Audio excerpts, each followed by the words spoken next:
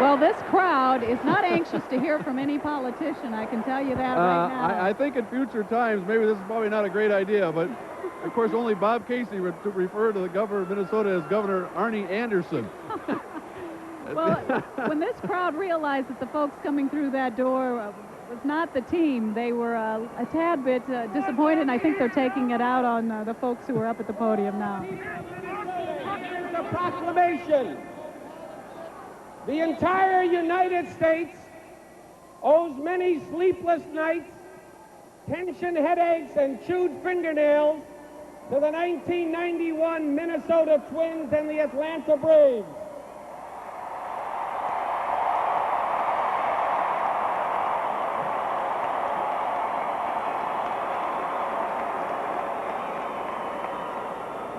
We have all witnessed the most thrilling 7-game World Series in modern baseball history, with 3 extra inning games, 4 games determined by the last pitch, 5 games decided by 1 run, and 5 games decided by winning teams the last time at bat. That's right. The 1991 Minnesota Twins, by going from worst to first, have once again proven that anything is possible.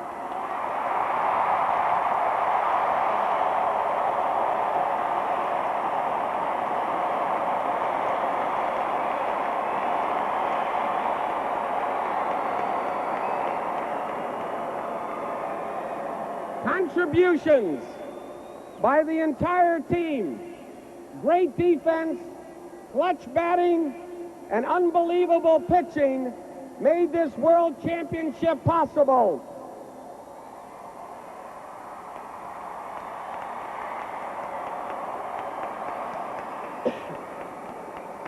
The entire state of Minnesota can proudly boast that thanks to the tremendous endurance and skill of our Minnesota Twins, we are the champions.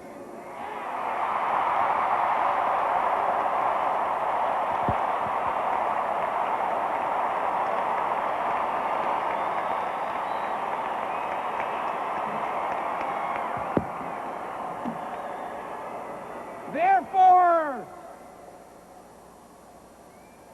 we now proclaim Tuesday, October 29th, 1991, to be World Champion Minnesota Twins Day.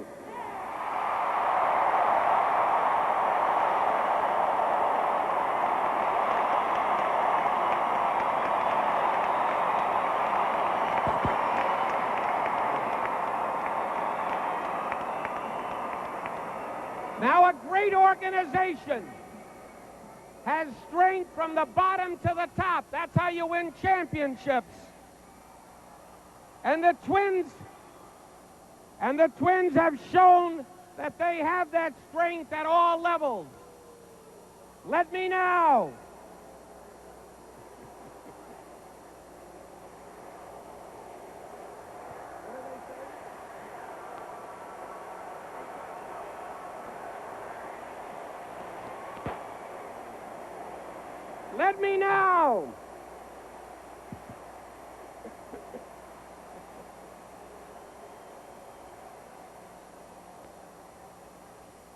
Let me now introduce the owners of the Minnesota Twins, Carl and Eloise Polad.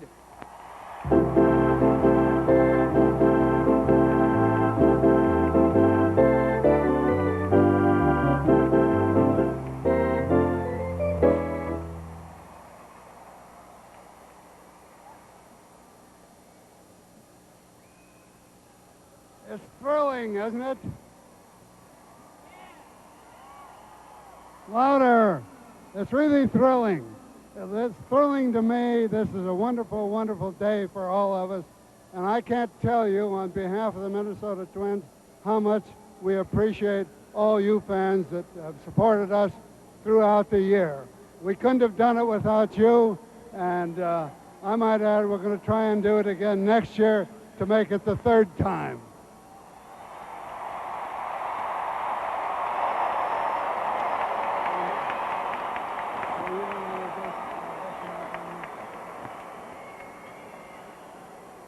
And now let me bring up the rest of the Polad family, Jim and Mary Polad.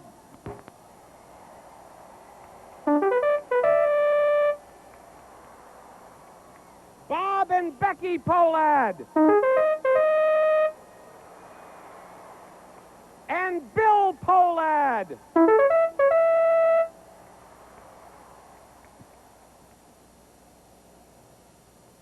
And now some of the executives with the Twins organization. First and foremost, Jerry and Phyllis Bell.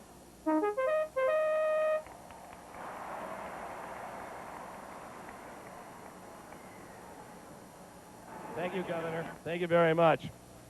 One thing I'd like to say is people have often asked, how can a team go from last place to first place? I can tell you the way it starts is with good people. Our players are the best people to ever put on a uniform and play the game of baseball, and that's how it starts, with their families and with the players themselves working hard to do a good job at whatever they do. That's how they've become number one, and everyone can take an example from that. Thank you very much.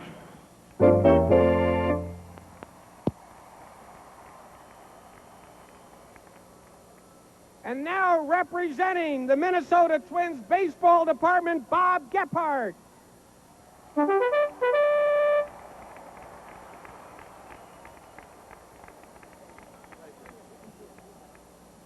Ladies and gentlemen, we're all proud to be here today, and as a result of the outstanding talent that you have in your Minnesota Twins. The new additions to our ball club, the young players from our minor league system, and the ball players that have been here in the past. We have the world champion Minnesota Twins. Thank you.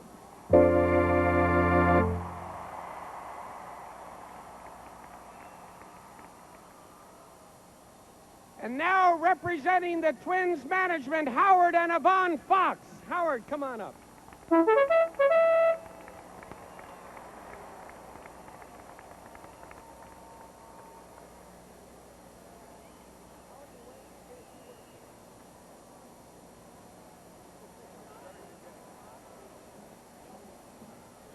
This is next to the best, most happy time I've ever had in my life.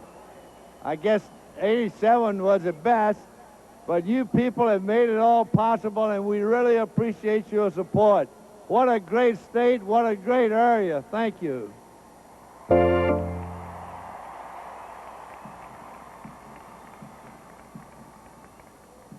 All right, once more. Are the Twins going to win in 1992 again? You bet.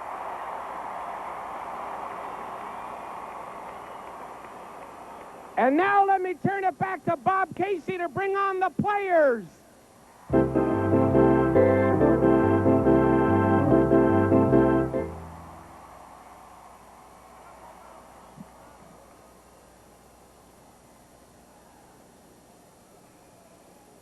Are you guys having fun? Let's hear some noise.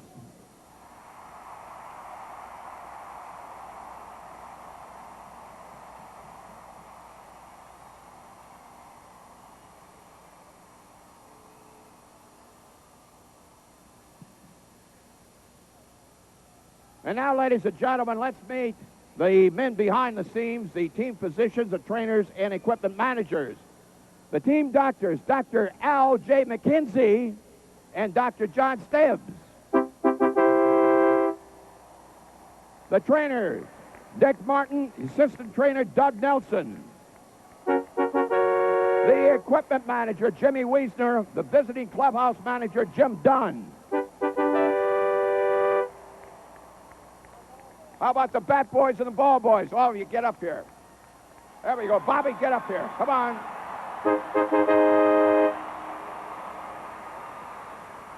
You're watching the ceremony here at the Metrodome to honor the world champion Minnesota Twins. Right now, Bob Casey is introducing some of the people behind the scenes. This crowd is waiting for the team itself, and here they come.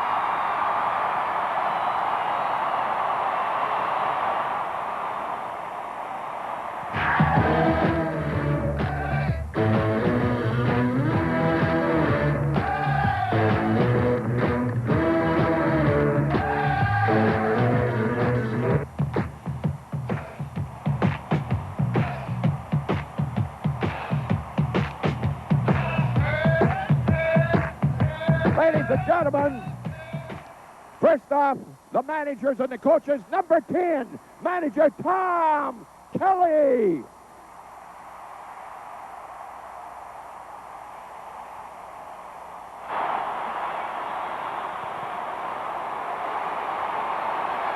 Third base coach, number 35, Ron Gardenhire.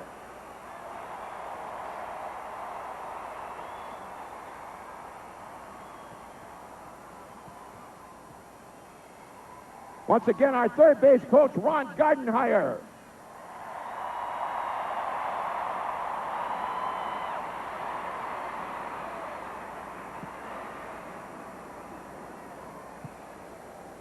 Number 6, batting coach, a future Hall of Famer, Tony Oliva.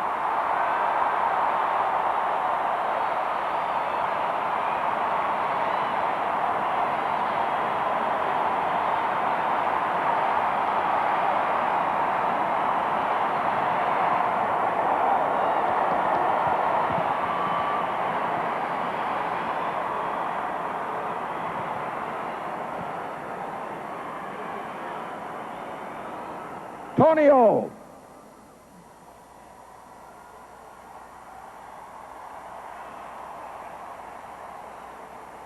Our bullpen coach, number 43, Rick Stalmasic.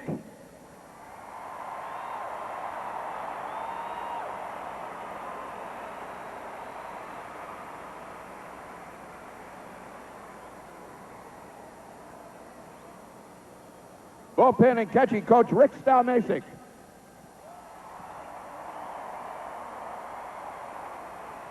Our pitching coach, Dick Such.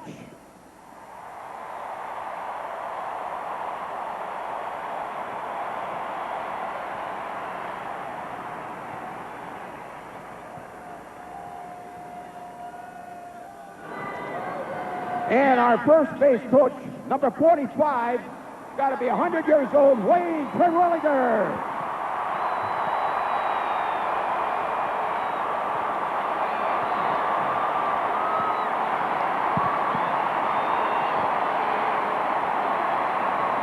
Now let's bring on the world champions of baseball.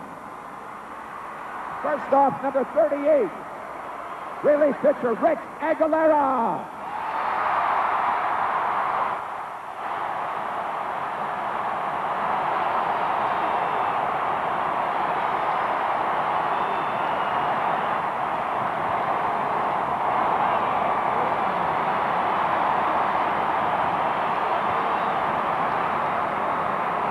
Number 1, outfielder Jarvis Brown.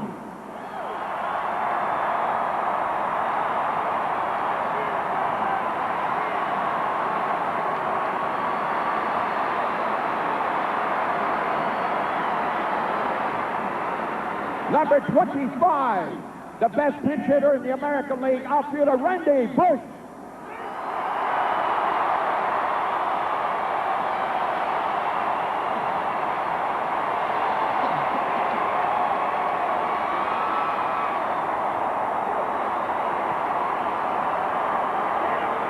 What a season this guy had, number 44, designated hitter, Chili Davis.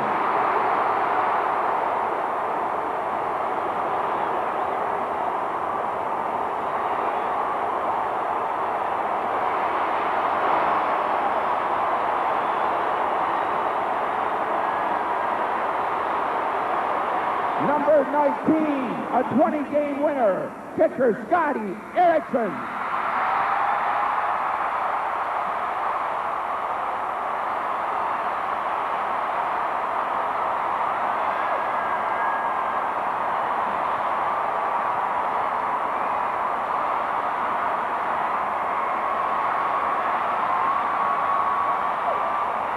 Number 7, the best shortstop in the American League, Greg Gagne.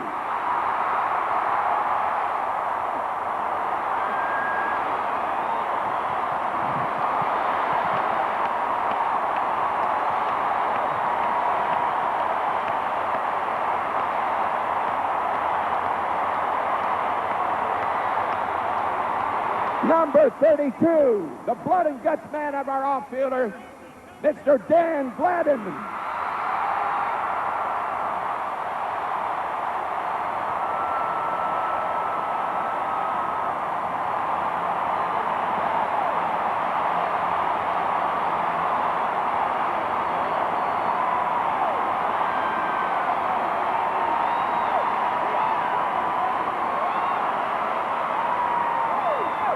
Number 53, left-handed relief pitcher Mark Guthrie.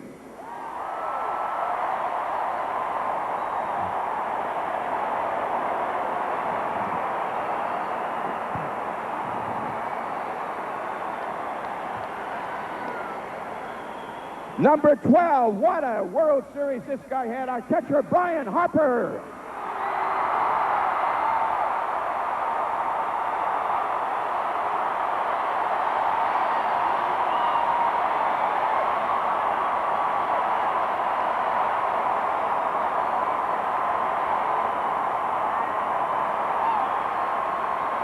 Number 14.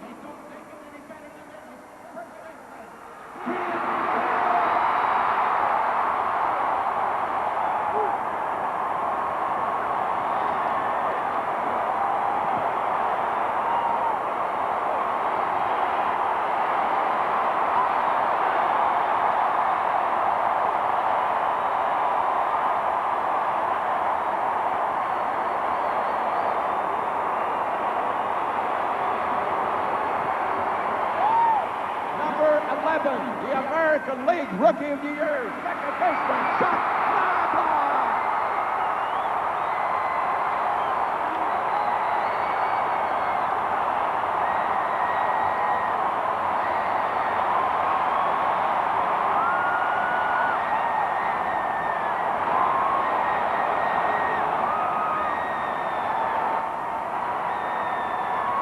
Number 9, his base hit won it all, Gene Larkin.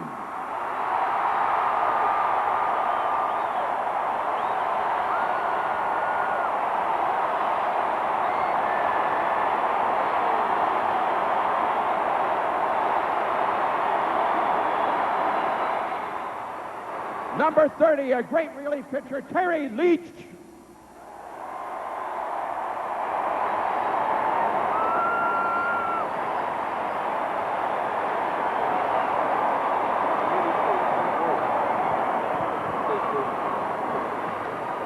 Number 31, rookie third baseman, what a World Series, Scott Leus.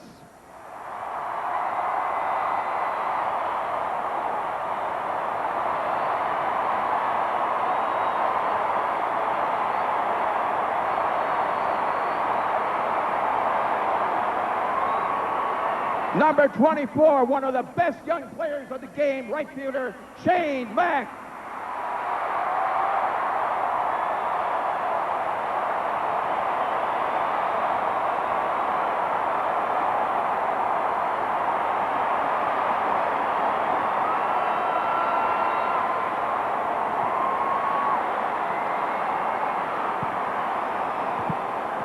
What can I possibly say? Number 47, the best, Jack Morris.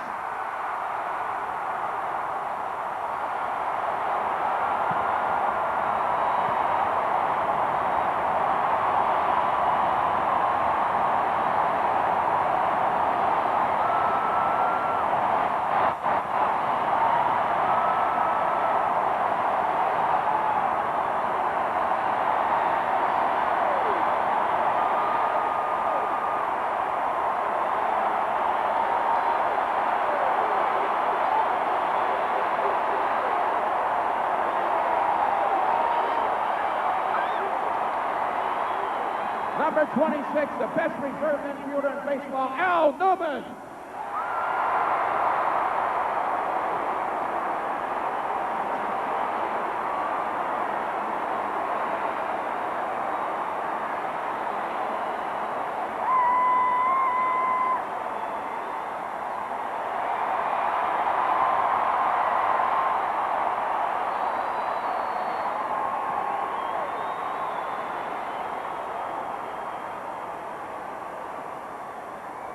Infielder Al Newman.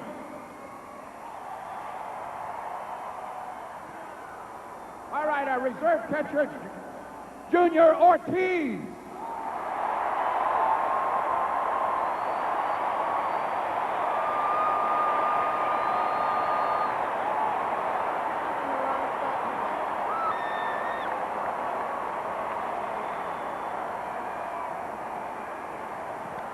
After playing with the Yankees and with San Diego, he's finally found a home. Number 13, third baseman, Mike Pagliarolo.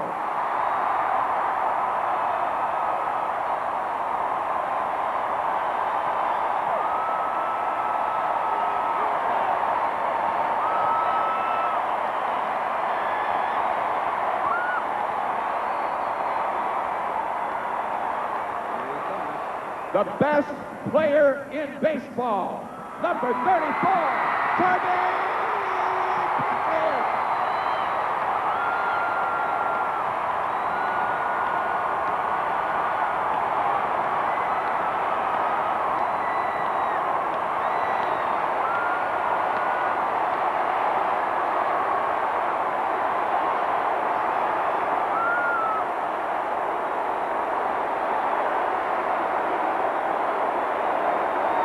Number 18, reserve first baseman, Paul Sorrento. Paul Sorrento.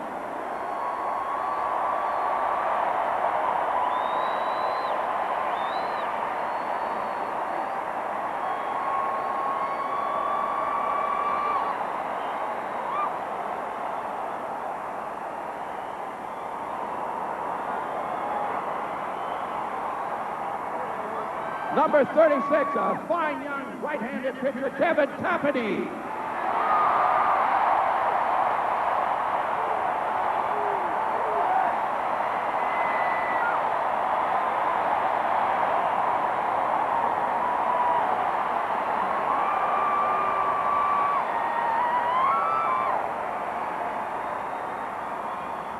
Number 15, reserve catcher, Lenny Webster.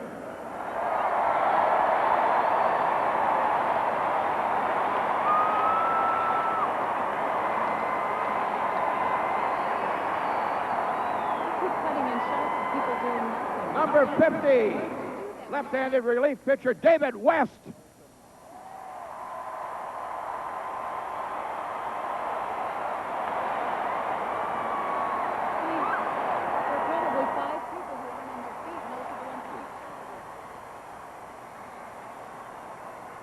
And number 51, the big train, Carl Willis.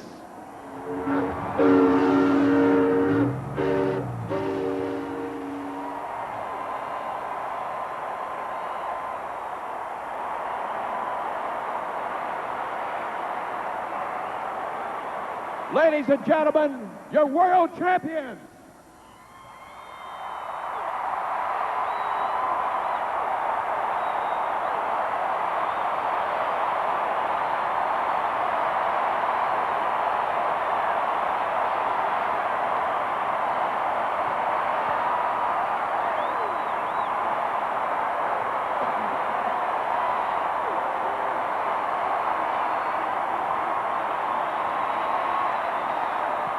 Ladies and gentlemen, every great baseball team has to have two great announcers. And because we have WCCO radio in this town, we have two of the very best announcers that there ever was or ever will be. If you haven't met them before, here they are, Herb Carneo and John Gordon.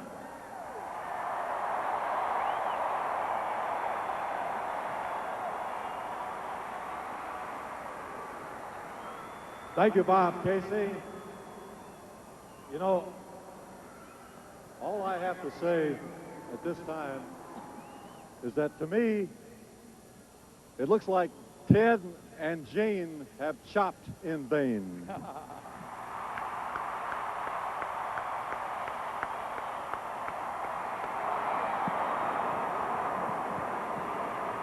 John, I'm sure you'd agree with that.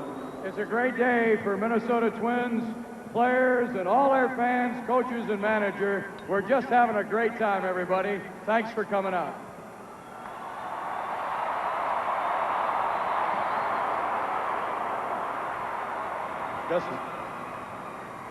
Just one more time. How does it feel to be the home of the world champions of baseball?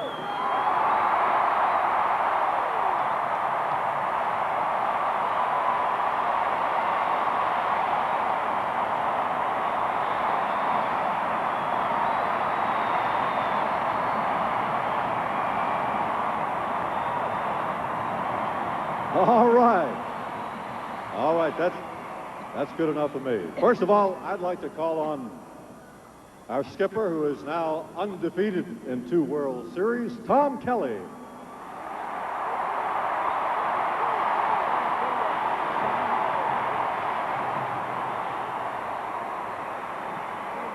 Got a videotape of TK.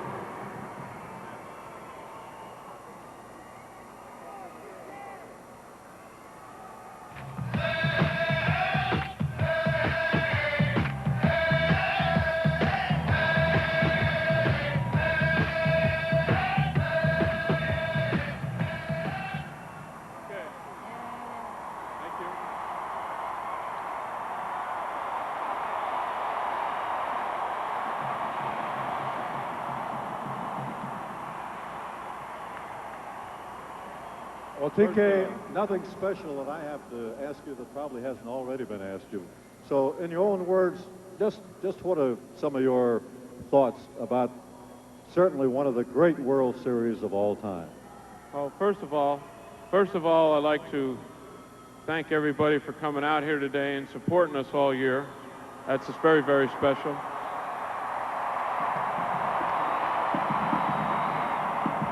Okay, and secondly, we have to give a lot of thanks to the policemen, the state troopers in both St. Paul and Minneapolis who did such a great job. They were great.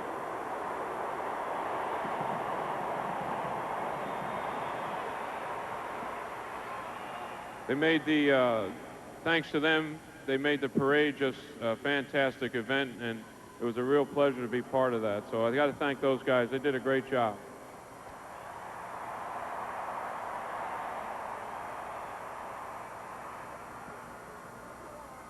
The World Series was a fantastic event. Enough's been said about the World Series. I just want to thank everybody that's involved. The ball players, they played with such enthusiasm to play as well as they did, and the tension that was involved in the games and the pressure that was involved. They really responded well to the situation, and I couldn't be more happier with my players. They did just a great job, and they make me a smart manager. Okay. All done? Thank you. Tom Kelly, everybody. Thank you, TK. In just a moment, we'll have some words from Kirby Puckett, but right now, let's refer once again to the video screen upstairs.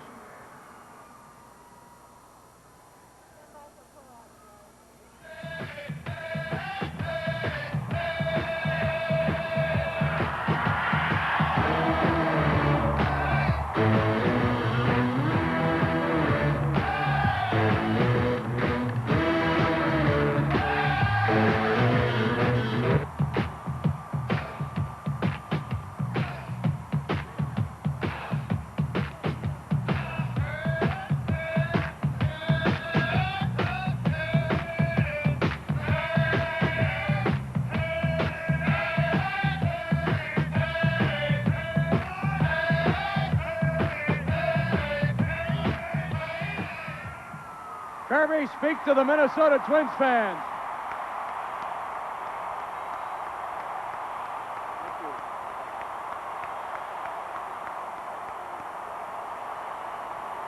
Thank you.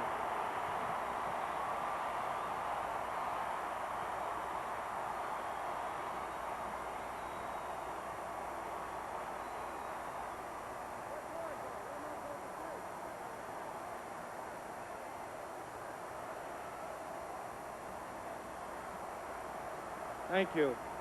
I'm supposed to ask you a question. Take us around the bases one more time, all right? Well, when we came back here, Gord, everybody was saying that we were going to lose and do this. And, of course, we were down 3-2. And I told people in Atlanta, I said, we're down 3-2. We came out of St. Louis in '87 also. So I said, it's not over till it's over. And we came back here and we won.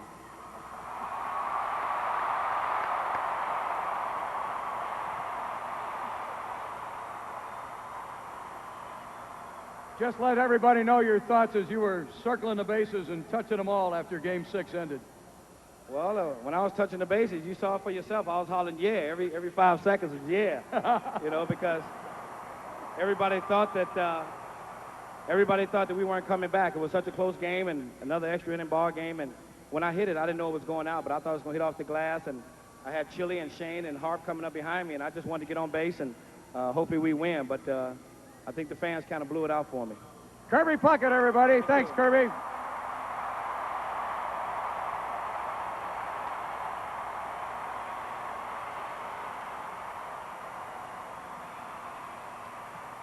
Ladies and gentlemen, once again, we direct your attention to the video screen and some shots of Gene Larkin.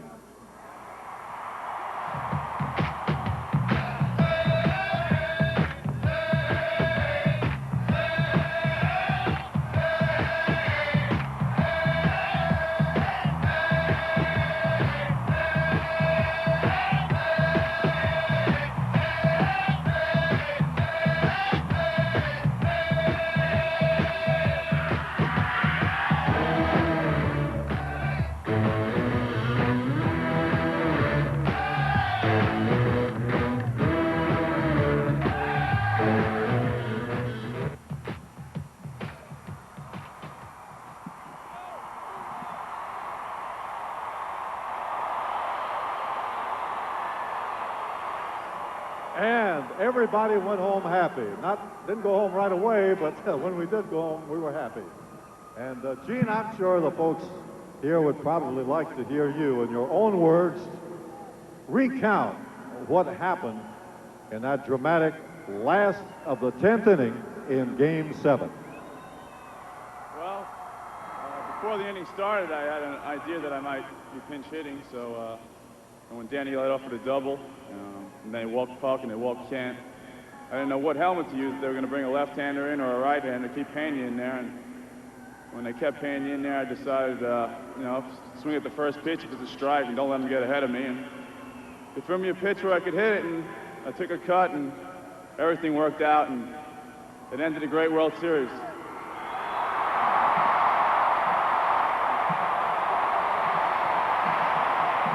Thank you, Gino. Once again, let's turn our attention to the screen upstairs.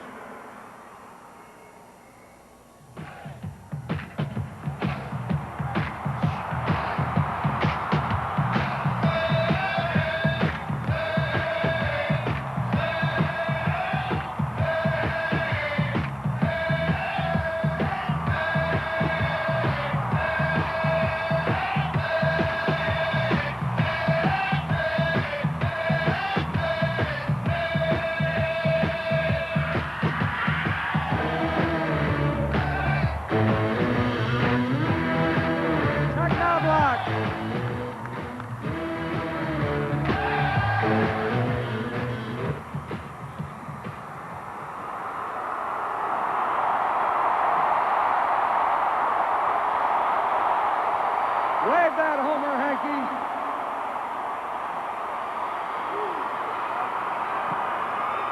How's the day going so far? Great. It's really great to see all you guys out here supporting us, and you've been behind us all year, and what a great parade it was, and for everybody to enjoy themselves like you have, you know, this whole week. It was a great World Series, and it's great to be champions. You played so well all season long, Chuck. And I know, of course, everybody was giving you this talk about being a rookie, but you really fit in very nicely with this ball club, and everything worked very well for you right from the get-go. Well, I got to give credit to all the guys on the team. They made me feel very comfortable coming in and playing as a rookie. But it doesn't feel like a rookie anymore, being a world champion and having great fans like you guys. Appreciate it. Chuck Knobloch.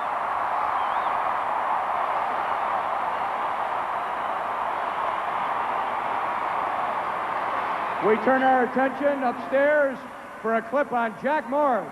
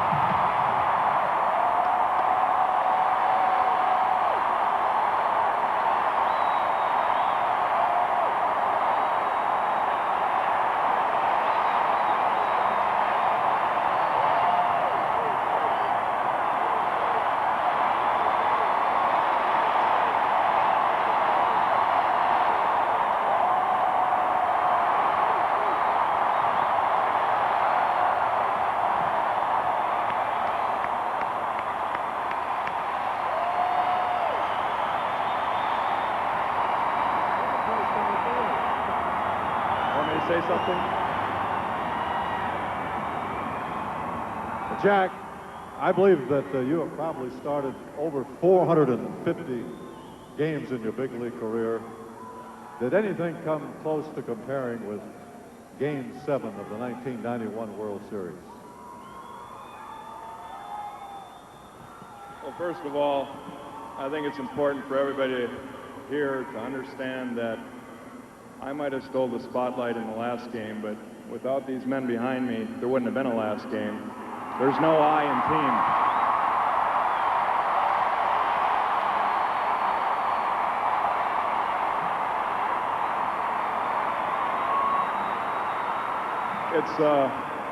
It's wonderful to feel so warm and welcome back in an area where I grew up. And I want you all to know how much I appreciate the way you treated me throughout the season, especially in the playoffs.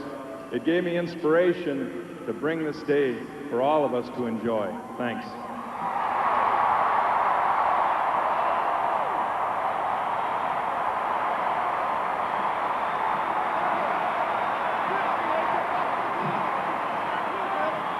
Jack Morris, the MVP of the 1991 World Series. And now, once again, ladies and gentlemen, if you take a look at the video screen, we have some shots of Kent Herbeck.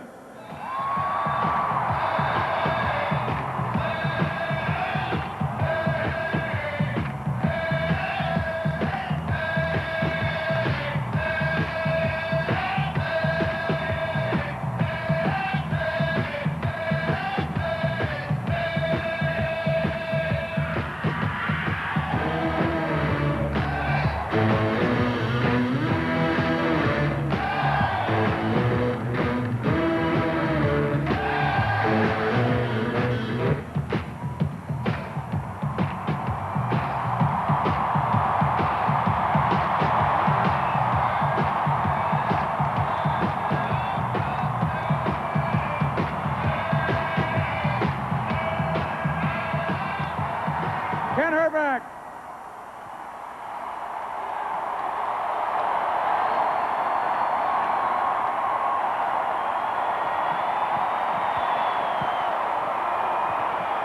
Kent, this club played so well in the World Series, and they played so well in the field.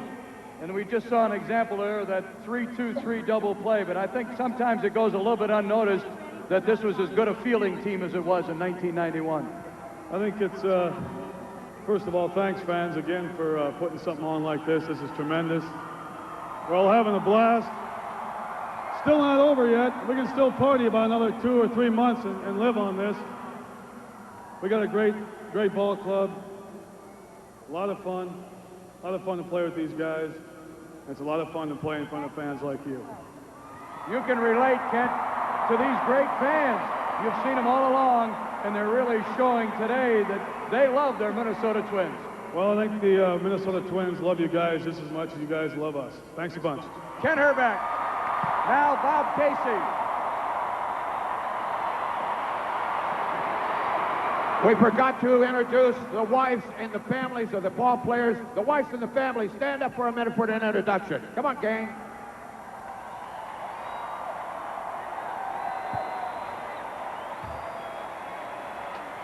The wives, stand up, wives. Come on.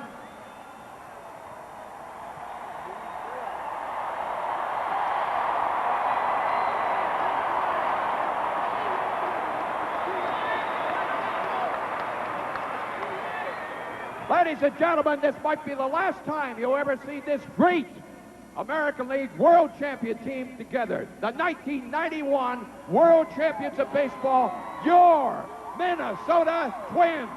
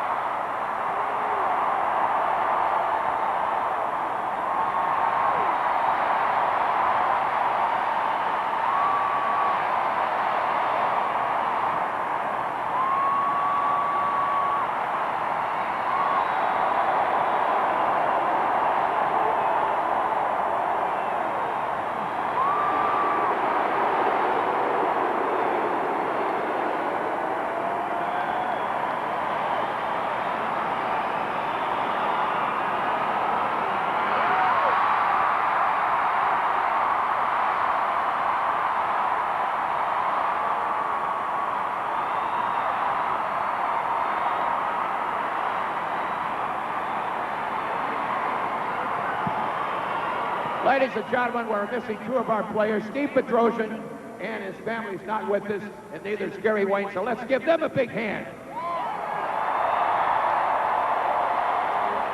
All right, one last lap around the field by our world champions. One last lap.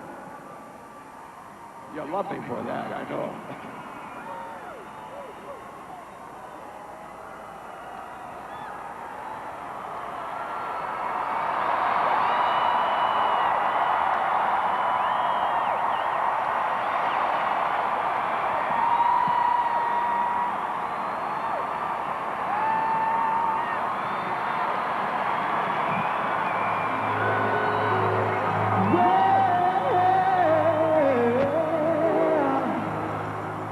You know you make me wanna kick my heels up and throw my hands up and throw my head back and The celebration continues at the Metrodome as the 1991 world champion Minnesota Twins take one final walk around a place that has meant so much to them and to the 55,000 plus who are here today to take one more look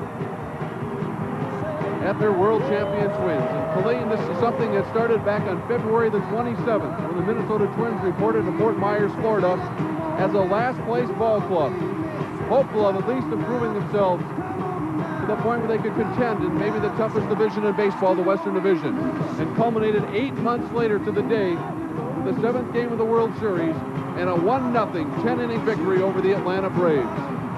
And what a show they've put on these past few months, and what an emotionally charged crowd this is. What a thrill it was for this crowd to see some of the plays from the World Series replayed on the big screen here in the Metrodome, and a chance to recognize all these players.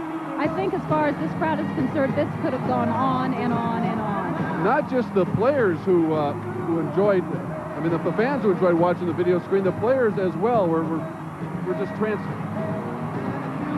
on the scoreboard. They didn't want to let go of it themselves. They kept looking and looking, and I've talked to a number of the players who have looked at their VCRs hundreds of times already, watching their favorite plays of the World Series. Speaking of the scoreboard, I don't know if we got a shot of this, but the final game score is still up on the scoreboard, the 1-0 win over the Braves. Well, I think the editorial in the St. Paul Pioneer Press may have said it best today when they said the Field of Dreams moved north from Iowa to Minnesota this agonizingly sweet October of 1991. And as the team makes their final lap around this Metrodome, around the field, the flash bulbs are popping as people try and get one last look, one last picture of their champion Minnesota Twins.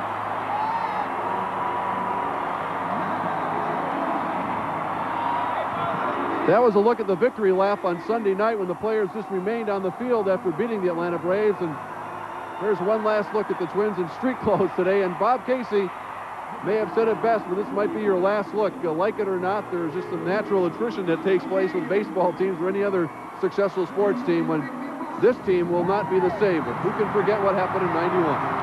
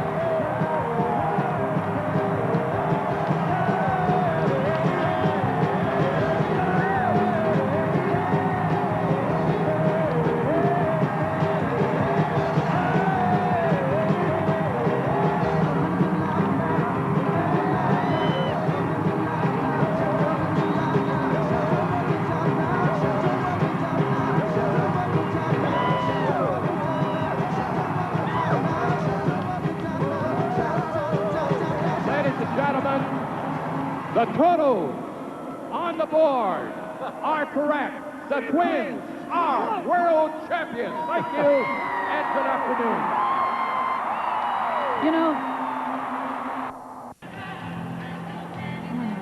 Kirby, Kirby, Kirby. There's never been another athlete in the history of this state who's captured the hearts of so many fans from 5 to 50 and beyond, Colleen.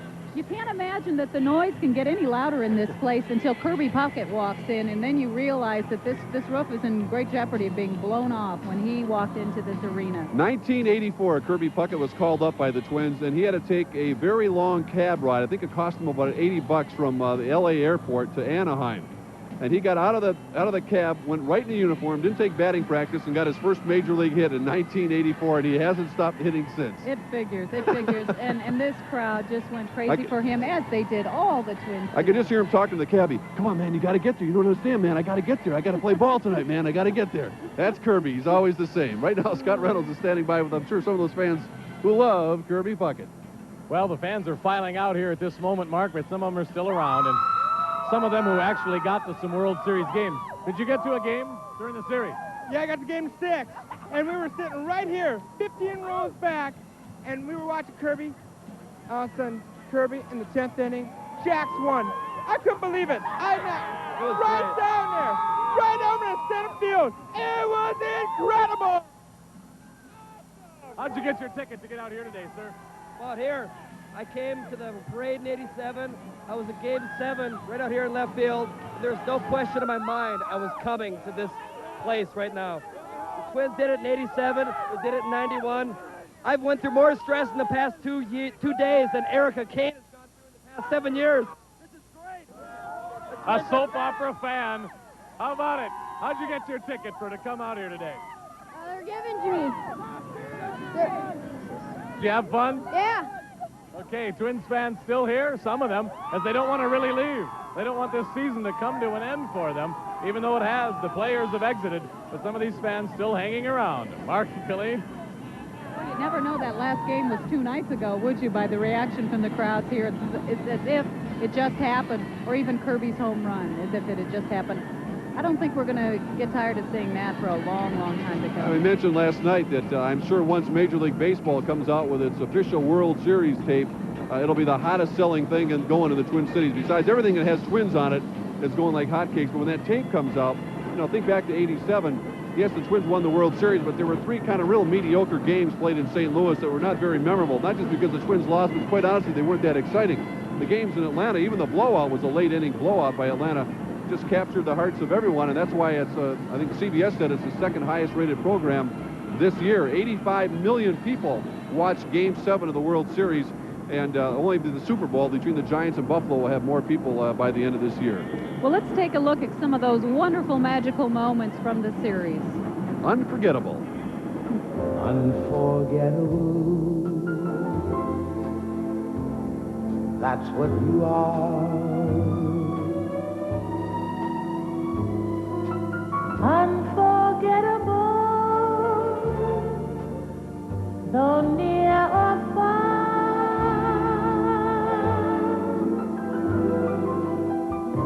Like a song of love that clings to me. How the thought of you does things to me. Never before has someone been more Unforgettable in every way.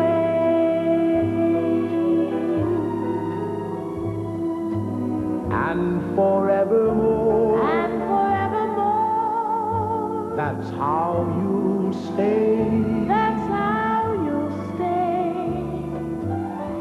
That's why, darling, it's incredible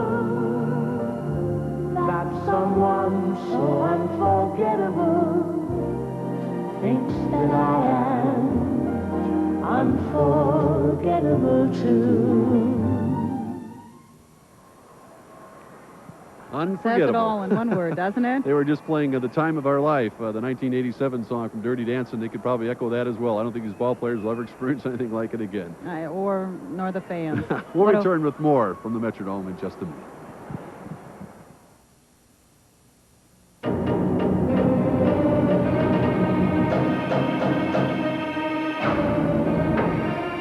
trouble getting all your liquid dishwasher detergent out of the bottle?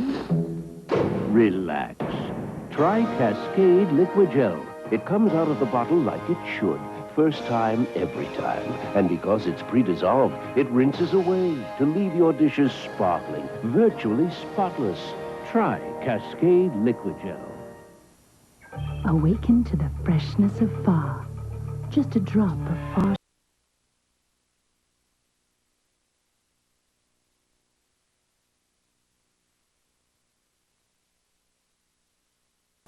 So is Kevin. Well, that's okay on dirt, but only new system surf gets out top odors, too. Before surf. Yuck. And after. Yes. For really bad dirt and odors, use new system surf.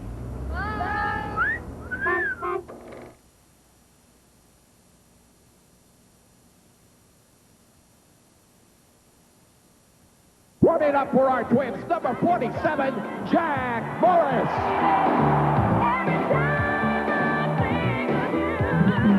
As long as I have. What happened to me in game one, when I took the field to warm up, was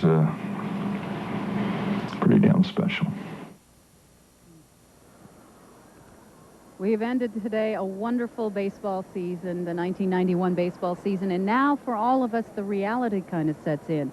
I think all of us who at home were watching these games now all of a sudden have a lot of laundry, a lot of things to do we've been putting off for the last couple of weeks. We've been it's watching amazing. baseball. Yeah, not just, I think, those of us who've been covering it, but for everyone, your lives sort of just came to a grinding halt. And I think it, again, makes the World Series more special than any other sporting event.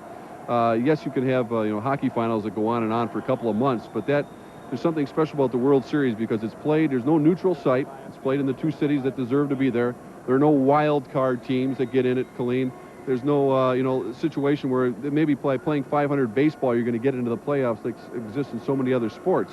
So that's what makes it special. I think, again, before, the Super Bowl will be here in January, the Final Four after that. Two great events, but nothing, I don't think, can compare to a great World Series. And you know what is so wonderful about this is that for all of us here in the Twin Cities, and the state of Minnesota, it's something we all have in common, or we all had in common this past week, and nothing shows that more than the diversity of people who were here today to welcome this Twin Day. Seeing it through the eyes of kids, I think, is so special. I know last night when we were at Ridgedale with 4 or 5 of the Twins, with Puckett and Herbeck, and Knobloch and a few of the other guys, I wasn't looking so much at those guys, but you look at the eyes of the 7, 8-year-old boys and girls, and their eyes got as big as saucers just to see the kind of effect they have. And yeah, they're human beings. They shouldn't be put on a pedestal. They're only ball players. But at the same time, you can realize that they can bring a smile to the faces of so many people for a given period of time. And if that can carry over into their lives, why not? It's great for everyone. That's terrific. Well, let's go down one more time to Scott Reynolds, who's standing down on the field. Well, because of the incredible tension of this World Series, Mark and Colleen, it's safe to say that the toilet paper is probably flying a little more often than if it had been a 4-game sweep. And I think also that the fans really felt like they played in this. As one fan said to me after Game 7, I've only had 2 hours sleep in the last week, and I think he really meant it. And PA announcer Bob Casey may have summed it up best when he said, this might be your last chance to see the 1991 World Champions, because not all these players might be back. Bedrosian, Gladden even, and Ortiz just among some that might not be signed, but what a season it was, and what a chance for these fans to see him one last time. Mark and Colleen? That's a good point, Scott, but it's one of those things where, you don't even want to talk about it yet, because that business will take care of itself. Even the idea that Jack Morris is filing for free agency and the Twins will be going after him, yeah, it's going to happen. They won't have everyone back, and that's only natural. But for at least for a few more days, it's like we don't want to discuss what's going to happen with the rest of the season, for the postseason for the Minnesota Twins. And as I can tell from some of the fans here that are refusing to leave this building, they don't want it to come to an end either. We're taking a look at some of those wonderful moments of the parade through St. Paul and Minneapolis today. Much bigger crowds than they were expecting. We don't disappoint in these two cities, do we?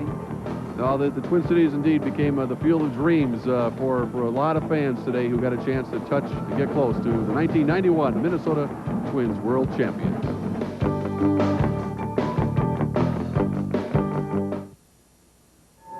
The most advanced role then.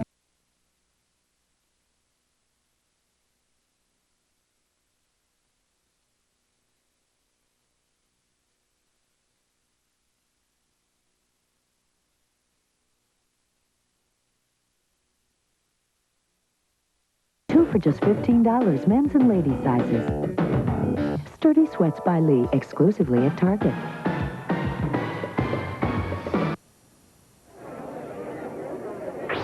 This is Jeopardy! Now entering the studio are today's contestants. A medical technologist from Williamstown, New Jersey, Rita Connolly. A college music instructor from Honolulu, Hawaii, Greg Shepard. And our returning champion, a fine art printer from Los Angeles, California, Jim Boffman, whose two-day cash winnings total $25,200. And now, here he is, the host of Jeopardy, Alex Trebek. Thank you, Johnny Gilbert. Ladies and gentlemen, hi, everyone. I hope you're all getting as excited as I am about the upcoming Tournament of Champions, which begins this coming Monday.